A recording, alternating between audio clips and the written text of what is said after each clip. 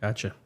So let's jump in a little bit directly into the self-funded, because the level funded, my understanding, is kind of like the middleman between fully insured and self-funded, right? So I think I just heard you say that on the self-funded plan that let's just say I was the business owner, I had 50 employees.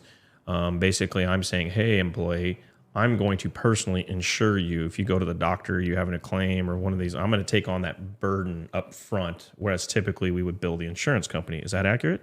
So to the employees, it doesn't look any different. But from the employer. But from the employer's perspective, yes, it's essentially that you are paying up to a certain limit for an employee's claims, and then your stop loss premium that you're paying is where, in this case, Allstate would take over from there. And so in essence, it's more or less just a higher deductible plan. Is that an easier way to look at it? Yes. So the employer pays that deductible? I mean, exactly. And so how these plans work is there's what we call an aggregate deductible and a specific deductible.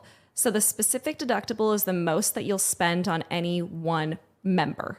So if we set, that's something that the employer can choose what they want to set that deductible at. What's the lowest number there that the employer could choose? I think they can choose, it depends on factors of what the group wants. I think it can go down to 10 or 20. It can also be 40, 50, 100,000. Okay.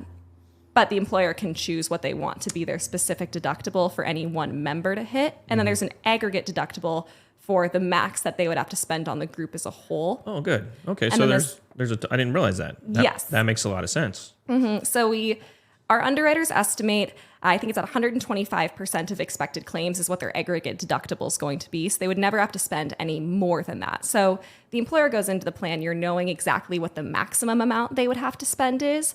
Oh, worst case scenario. Worst case scenario. Right. But obviously, most cases, we hope that it would come in a lot lower than that.